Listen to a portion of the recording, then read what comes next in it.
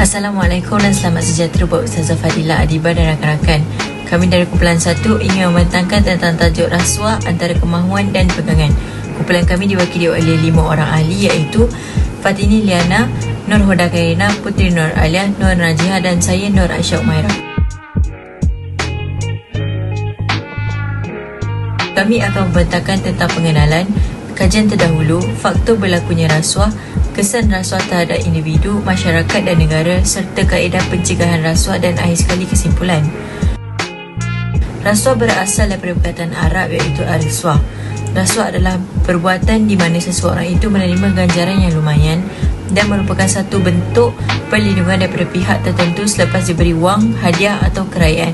Dua akta berkaitan rasuah adalah Akta Pencegahan Rasuah 1961 di bawah Seksyen 3-A dan -B dan 4-A dan -B.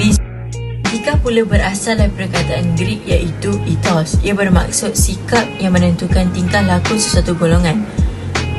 Etika dan rasuah tidak dapat dipisahkan kerana seseorang yang mengamalkan rasuah adalah seseorang yang tidak bermoral, buruk tingkah laku dan tiada integriti. Etika juga turut menentukan perbuatan seseorang bagi melindungi integriti dengan memberikan perkhidmatan tanpa memilih kasih, menghindari konflik dan tidak menyalahkan guna kuasa. Seterusnya, objektif bagi kajian ini adalah untuk mengenal pasti faktor berlakunya rasuah, menganalisa kesan rasuah terhadap individu, masyarakat dan negara serta menentukan kaedah pencegahan rasuah demi kelestarian etika dan peradaban. Saya Putri Nur Alia binti Setiati akan membentangkan bahagian kajian terdahulu. Nilai-nilai moral perlu ada bagi setiap individu dalam memastikan pencapaian ke arah membina kesepaduan nasional dan perpaduan negara. Menurut Syekh Husin Al-Atas 1980, sejak dahulu lagi aktiviti pemberian hadiah atau sesuatu kepada seseorang tidak dianggap sebagai rasuah kerana ia dianggap sebagai traditional gift dan tidak dibuat secara rahsia dan menolak bahawa ia menyerupai pelakuan pemberian rasuah.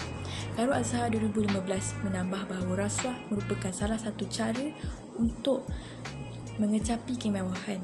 Contohnya dalam aspek ekonomi dan pentadbiran, pemberian rasuah atau wang tunai merupakan amalan yang tidak beretika untuk mendapatkan sesuatu menggunakan cara kotor.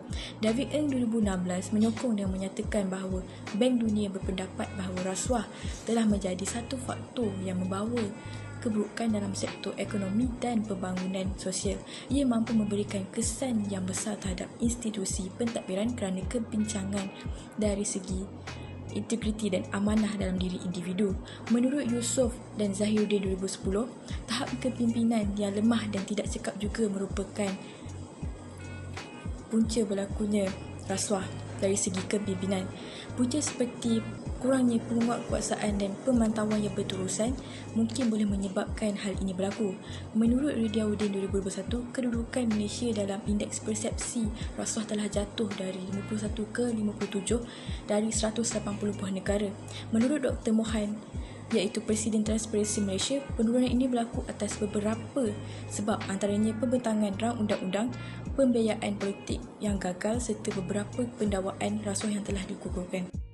Kita akan meneliti perbincangan yang merangkumi faktor berlakunya rasuah, kesan rasuah dan juga kaedah pencegahan rasuah. Assalamualaikum, nama saya Fatini Liana binti Asnan. Saya akan menerangkan tentang faktor berlakunya rasuah.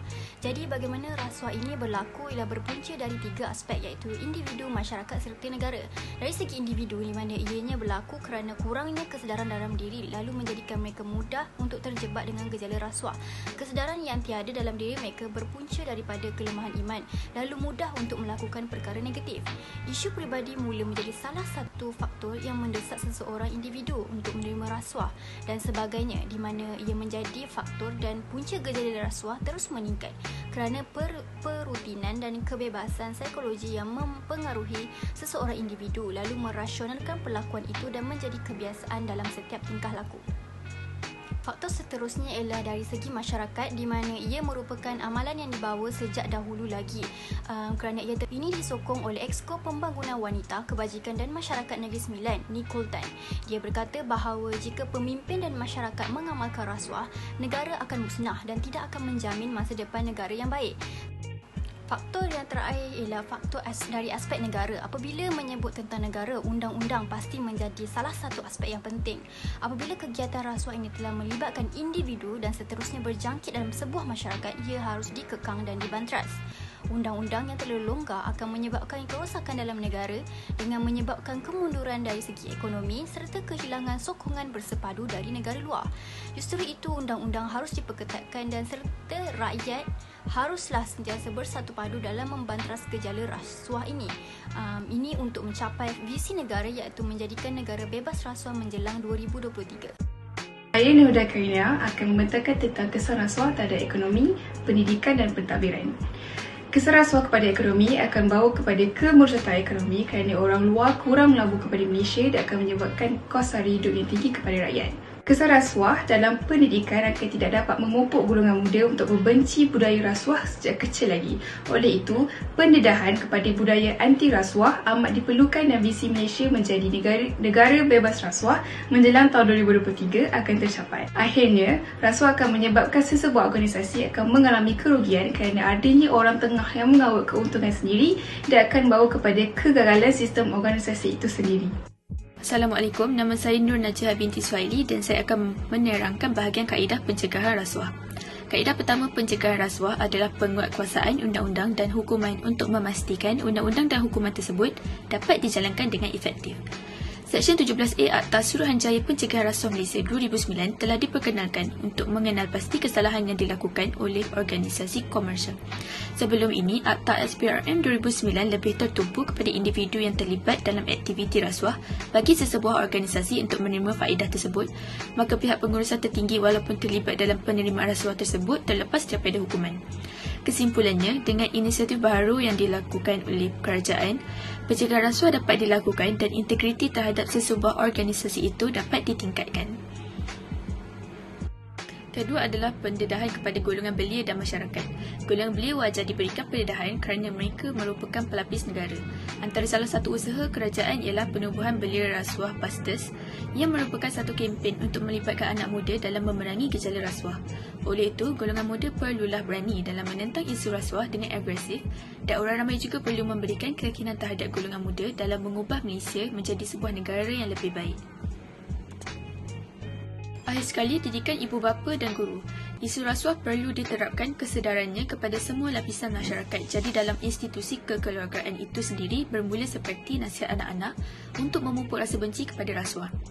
Ibu bapa perlu mempunyai kesedaran ilmu yang tinggi dalam menghadapi cara peran mendidik anak-anak untuk memupuk jati diri yang kuat dan beretika untuk menjauhi daripada gejala rasuah. Guru-guru pula perlu memainkan peranan dalam memperkukuhkan lagi jati diri murid-murid dengan memberikan kefahaman tentang integriti dan rasa benci terhadap gejala rasuah. Kesimpulannya, rasuah ini dapat dikaitkan dengan amalan universal tanpa sempadan negara bangsa, kaum atau adat sejak bermulanya peradaban. Amalan rasuah perlu dibendung kerana ia akan menjejaskan kestabilan politik, merosakkan ekonomi dan perpaduan rakyat. Kegiatan rasuah terjadi dalam kalangan sektor swasta dan awam. Ia juga menyebabkan individu hilang pertimbangan diri dan terjebak dengan kegiatan negatif.